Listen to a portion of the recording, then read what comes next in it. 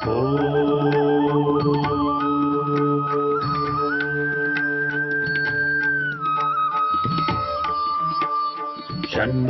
मित्रः शं वरुणः शन्नो भवत्वर्यमा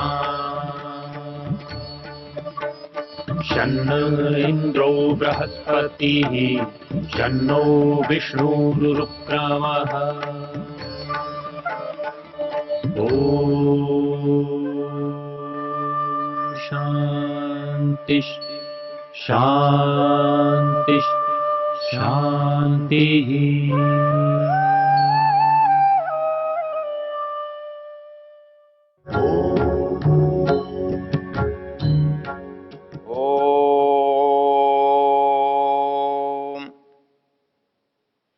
यजुर्वेद का 31वां अध्याय, जिसे हम पुरुषाध्याय के रूप में जानते हैं, यह सृष्टि उत्पत्ति के वर्णन का अध्याय है। इसमें संसार के सभी संदर्भों का उल्लेख है, इसलिए मनुष्य का उल्लेख है। इस अध्याय का ऋषि जो मंत्र दृष्टा है उसे का नाम नारायण है, और इसका जो देवता है जिसको हम प्रतिपाद्य विषय कहते हैं, अर्थात जिसका इसमें वर्णन है, वो पुरुष है। तो पुरुष की जब कल्पना की है तो जैसा मैं आपको बता चुका हूं कि जो चीज हमें समझ में आती है, न समझी गई चीज को समझी गई चीज से समझाया जाता है। हमें इस संसार में रहते हुए जो चीज हमने देखी है, हमारी समझ में आती है, वो पुरुष है। वो एक इकाई पुरुष है। उस इकाई से हम दूसरी इकाई को समझा सकते हैं। इसके अंदर जो जो गुण हैं, जो जो योग्यता हैं, जो जो स्वभाव हैं, वो जहां पर हैं, या ये योग्यताएं, ये स्वभाव जहां से आए हैं, हम उसको भी पुरुष कहते हैं।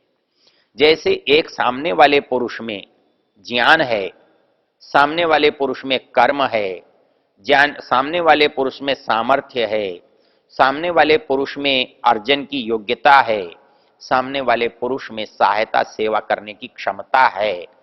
तो ये सारी चीजें जिस मूल से पैदा हुई हैं, वहां भी ये सब की सब वस्तुएं हैं। अर्थात वो ब्राह्मण, वो ईश्वर जो है ब्राह्मण भी है, वो ईश्वर क्षत्रिय भी है, वो ईश्वर वैश्य भी है, और वो ईश्वर शूद्र भी है। एक मोटी बुद्धि की बात है, यदि शूद्र ईश्वर से और ईश्वर के पैरों से पैदा हुआ है, तो पैर शूद्र हैं, तो क्या ईश्वर के पैर शूद्र नहीं हैं? यदि ईश्वर के पेट से वैश्य पैदा हुआ है, तो यदि पेट से पैदा होने से वो वैश्य है, तो क्या ईश्वर का पेट वैश्य नहीं है? यदि भुजाओं से पैदा होने से वो क्षत्रिय है, तो क्या ईश्वर की भुजाएं क्षत्रिय नहीं हैं? यदि मुख से पैदा होने से कोई व्यक्ति ब्राह्मण है, तो क्या वो मुख ईश्वर का ब्राह्मण नहीं है? और वो यदि ब्राह्मण भी है, वो यदि क्षत्रिय भी है, वो यदि वैश्य भी है, और वो यदि शूद्र भी है, तो वो दो नहीं है, वो एक ही है।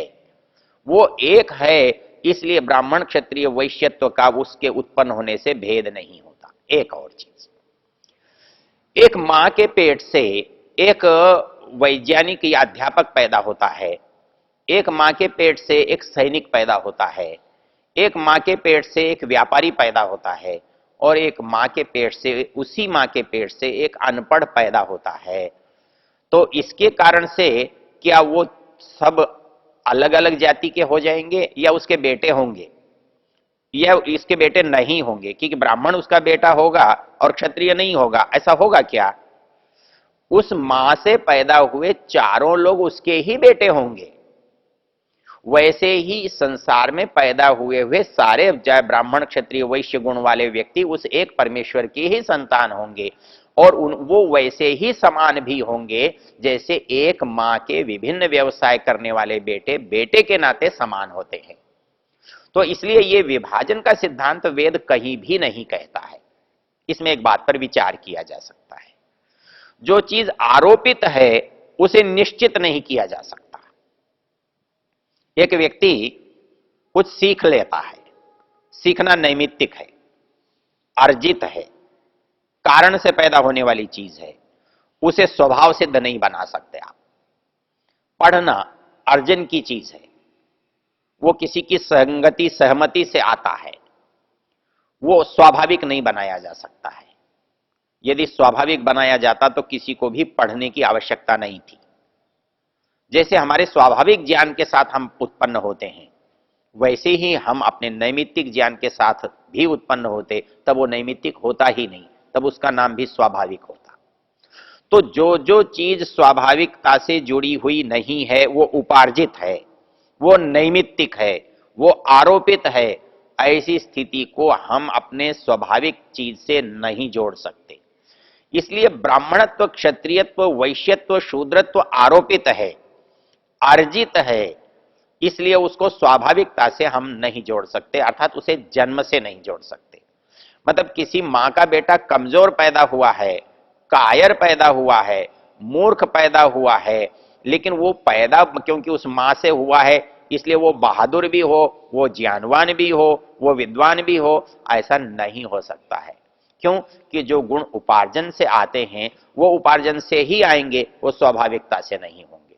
तो ब्राह्मणत्व, क्षत्रियत्व, वैश्यत्व उपार्जित गुण हैं, वो स्वाभाविक नहीं है, इसलिए जन्म से संभव ही नहीं है। अर्थात कोई व्यक्ति ब्राह्मण बने, जन्म से बन जाए, मतलब उसको ये गुणों की उपार्जना नहीं करनी पड़े, ऐसा नहीं हो सकता। क्षत्रिय को क्षत्रियत्व की चीजें न सीखनी पड़े, ऐसा नहीं हो सकता। वैश्यत्व को वैश्यत्व का व्यवहार न सीखना पड़े, ऐसा नहीं हो सकता। जो शूद्रत्व है उसमें सेवा भाव पैदा न किया जाए, वो सेवक न अच्छा सेवक न बने, ये कैसे संभव है?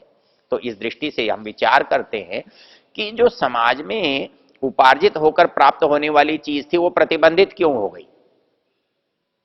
मतलब ये तो तब हो सकता है जी आप दुकान नहीं कर सकते।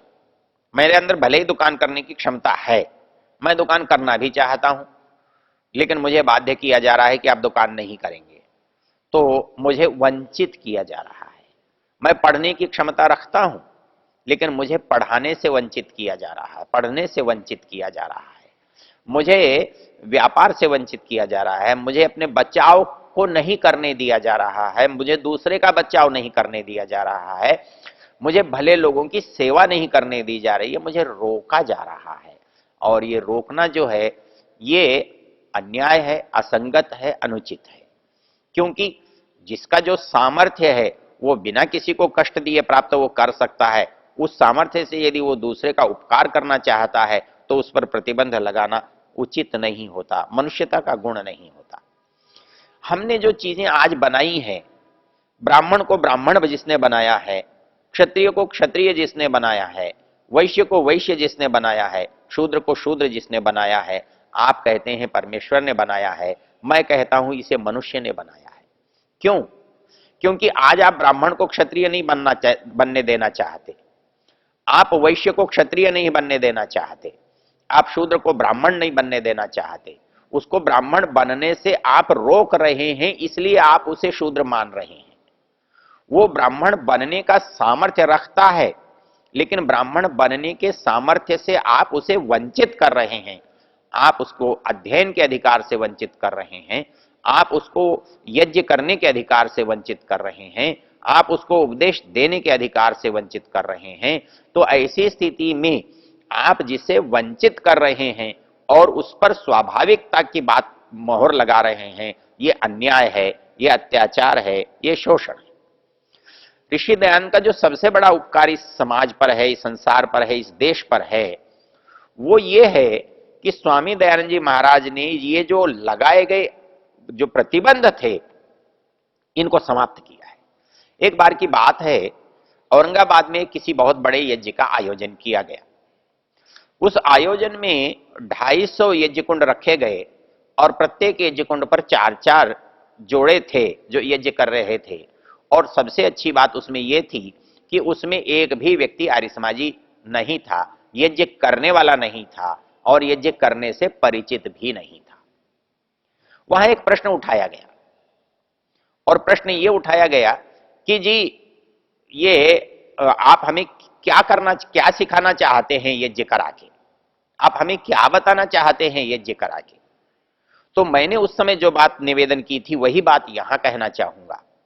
हम कुछ नहीं करना चाहते, हम कुछ कराना नहीं चाहते, हम वो काम करने आए हैं या वो काम आपसे कराना चाहते हैं जिन कामों को करने के लिए कभी हमने आपको रोका था, कभी हमने आप पर प्रतिबंध लगाया था, और उस प्रतिबंध को आज हम उठाने के लिए आए हैं, हटाने के लिए आए हैं, और आपको यज्ञ करने का और वेद पढ़ने का अधिकार देने के लिए आए हैं।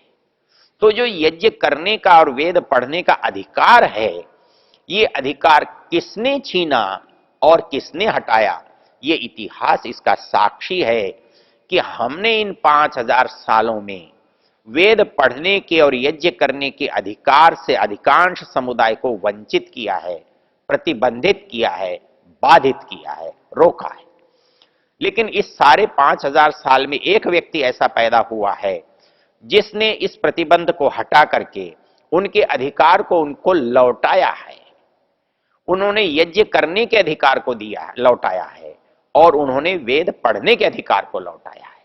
इस दो बातों की चर्चा को हम यहां करें तो ज्यादा संगत होगा। उन्होंने वेद पढ़ने के अधिकार को लौटाया है। कैसे लौटाया है? जब वेद शूद्र नहीं पढ़ सकते थे, वेद स्त्री नहीं पढ़ सकती थी, हमारे अंदर प्रमाण दिया जाता था स्त्री शूद्र नाधीयाताम इति श्रुते है। इस प्रतिबंध को शंकराचार्य तक के महान पुरुष नहीं रोक सके थे, नहीं हटा सके थे। लेकिन उस प्रतिबंध को ऋषि दयानंद के वेद के अधिकार से, वेद के वचन से, वेद के प्रमाण से हटाया, और उन्होंने कहा कि जैसे संसार में ईश्वर की वस्तुएं सबकी होती हैं, हवा सबकी है, पानी सबका है, भूमि सबकी है, अन्न सबका है, जीवन का अधिकार सबका है, वैसे ही जीवन के अधिकार के लिए उपयोगी ईश्वरीय जो ज्ञान है, वेद है, ज्ञान को प्राप्त करने का, वेद को प्राप्त करने का अधिकार भी सबका है। उन्होंने एक उदाहरण दिया, उन्होंने दिया कि जैसे एक माता पिता की संपत्ति उनकी समस्त संतानों की समान होती है, समान रूप से उनका अधिकार होता है, वैसे ही ईश्वर की संपत्ति पर मनुष्य के पूरे पूरे समाज का समान अधिकार है। उसको शूद्र के नाते, उसको वैश्य के नाते, सवर्ण के नाते, असवर्ण के नाते, ऊंच के नाते, नीच के नाते आप रोक नहीं सकते। जैसे आप इस संसार की हवा को ब्राह्मण को दें और इस वैश्य को न दें या शूद्र को न दें, ऐसा नहीं हो सकता। जैसे इस संसार के अन्न को आप किसी को दें, किसी को न दें, ये नहीं हो सकता। यहाँ के पानी को किसी को दें, किसी को दें, नहीं हो सकता। वैसे ही वेद का ज्ञान आप किसी को दें और किसी को न दें, ऐसा नहीं हो सकता। वो उसका अधिकार है, वो उसको पैतृक संपत्ति के रूप में प्राप्त है, इसलिए आप उसको उसके अधिकार से वंचित नहीं कर सकते। और इसके लिए उन्होंने एक बहुत सुंदर वेद का मंत्र दिया, यथे माम वाचम कल्याणी मा वदानी जनेभ्य ब्रह्मराजन्याभ्याम शूद्राय चार्याय स्वाय चारणाय च दक्षिणाय दातुरिह प्रियो देवानाम भूयासम अयम में कामः समृद्ध्यताम उपमादो नमतु। इस मंत्र से उन्होंने व्याख्या करते हुए एक बात कही कि एक गृहस्थ का कर्तव्य है कि वो अपनी संतान को वेद पढ़ाए। इतना ही नहीं, वो अपने सेवकों को वेद पढ़ाए, वो अपने मजदूरों को, किसान को वेद पढ़ाए, और यदि ऐसा नहीं करता है तो वो ईश्वरीय आदेशों का उल्लंघन करता है। जैसे एक गृहस्थ को अपने बालकों को भोजन देने की बाध्यता है, जैसे अपने सेवकों को भोजन देने की बाध्यता है, वैसे ही स्वामी दयानंद सरस्वती का मानना है कि जैसे भोजन देने की आवश्यकता और बाध्यता है, वैसे ही वेद का ज्ञान देने की भी बाध्यता और आवश्यकता है। अर्थात उसे बाध्य है वो देने के लिए कि उसको ऐसा समय दे, ऐसा अवसर दे, ऐसा उपदेश दे कि वो इस चीज का जानकार बने। एक बड़ा काम ये किया, और दूसरा सबसे बड़ा काम किया, क्योंकि आप वेद नहीं पढ़ेंगे, ज्ञान अर्जित नहीं करेंगे, तो ज्ञान से होने वाला श्रेष्ठ कार्य आप कैसे कर सकते हैं? यज्ञ और वेद में कुछ भी अंतर नहीं है। वेद ज्ञान है, यज्ञ कर्म है। अर्थात ज्ञान पूर्वक जो किया गया कर्म वही यज्ञ है। वो जो यज्ञ ज्ञान पूर्वक किया गया है वो ज्ञान ही वेद है। तो स्वामी दयानंद सरस्वती का कहना यह है कि जैसे वेद पर सबका अधिकार है वैसे ही यज्ञ पर भी सबका अधिकार है। इसमें एक रोचक तथ्य आपको ध्यान में दिलाना चाहूंगा। वेद मध्यकाल में पैसे वालों का, राजाओं का, बड़े लोगों का, बड़े विद्वानों का विषय था। यज्ञ कराने वाले राजे महाराजे होते थे, यज्ञ करने वाले बड़े बड़े वेद के पंडित होते थे, वेद करने वाली बड़ी संस्थाएं होती थी। लेकिन क्या आप याद कर सकते हैं कि वेद करने का अधिकार एक सामान्य व्यक्ति को किसने दिया? एक अनपढ़ व्यक्ति को किसने दिया? एक सहज सरल स्वाभाविक ग्रामीण व्यक्ति को किसने दिया? ऋषि दयानंद ने दिया। और उसके लिए उन्होंने एक अद्भुत कार्य किया। हमारे यज्ञ करने वाले बड़ी बड़ी जटिलताओं में फंसे रहते हैं और फंसे रहते थे।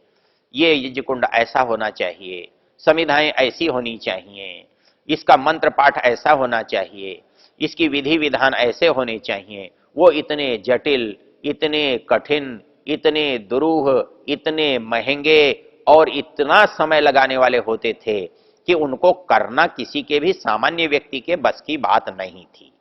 लेकिन एक अद्भुत बात देखिए, ऋषि दयानंद जब यज्ञ के बारे में बात करते हैं तो यज्ञ में क्या करना चाहिए और क्या नहीं करना चाहिए इसका विवरण वो एक पंक्ति में कर देते हैं। और वो पंक्ति में क्या वर्णन कर देते हैं? यज्ञ का विषय लिखते हुए लिखते हैं, यद यद आवश्यकम तत्त कर्तव्यम नेतरत। अर्थात यज्ञ करने के लिए जो जो अनिवार्य चीजें हैं वो कर लेनी चाहिए और जिनके बिना यज्ञ किया जाता हो उनकी उपेक्षा कर देनी चाहिए, क्योंकि यज्ञ मुख्य है और यज्ञ के साधन गौण हैं। साधन साध्य नहीं है, साध्य को बचाने के लिए साधन का उपयोग होता है। साधन को बनाए रखकर साध्य को खोना यह मनुष्यता का उद्देश्य नहीं हो सकता है। तो ऋषि दयानंद ने वेद को और यज्ञ को इस समाज के सामान्य व्यक्ति के अधिकार से जो परे चीज थी उसे वापस लाए हैं। जब मैंने उनसे निवेदन किया, उस समारोह में मैंने उनसे निवेदन किया, मैंने कहा मित्रों, जिस यज्ञ के, जिस वेद के अधिकार को हमने 5000 साल पहले आपसे छीना था, आपसे वापस लिया था, आपको उसके लिए प्रतिबंधित किया था, वही वेद और यज्ञ करने का अधिकार आज स्वामी दयानंद ने प्रदान किया है। और उसी अधिकार को आपको बताने के लिए, आपको लौटाने के लिए हम यहां आए हैं और इस यज्ञ का हमने आयोजन किया है। तो ये जो यज्ञ करना और वेद पढ़ने का जो अधिकार है ये मनुष्य मात्र का है। अर्थात हमारे पास खुला मैदान है, हम कितना दौड़ सकते हैं ये हमारी योग्यता, हमारी क्षमता, हमारी इच्छा, हमारी परिस्थिति, हमारी आवश्यकता पर निर्भर करता है। उसे कोई प्रतिबंधित नहीं कर सकता। इसलिए इस संसार में मैं ब्राह्मण बनूं ये मेरा अधिकार है, ये मैं क्षत्रिय बनूं ये मेरा अधिकार है, मैं वैश्य बनूं ये मेरा अधिकार है, मैं कुछ न बन सकूं ये भी मेरा ही है। वो किसी दूसरे का नहीं हो सकता कि मुझे कोई शूद्र बनाए, मुझे कोई वैश्य बनाए, मुझे कोई क्षत्रिय बनाए, मुझे कोई ब्राह्मण सर्वोच्च बनाए। उसके अलावा मैं धन्यवाद कर सकता हूं, लेकिन बनाना न बनाना उसकी इच्छा ये मैं स्वीकार नहीं कर सकता हूं। ऋषि दयानंद का जो अद्भुत योगदान है वो इस मंत्र में जो बात आई है उसको दूसरे किसी भी आप शास्त्रकार को इस तरह कहते हुए नहीं देख सकते हैं कि वेद मेरा मौलिक अधिकार है और इस मौलिक अधिकार को जताने का वाला यही मंत्र है। यही इस मंत्र की सबसे बड़ी विशेषता है। ओ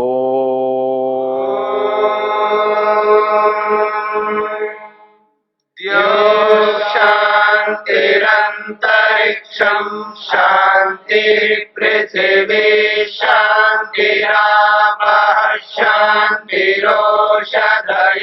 शांतिः वनस्पतयः शांतिर्विश्वे देवा शांतिर्ब्रह्म शांति सर्वं शांति शांतिरेव शांति क्षमा शांतिरेधि।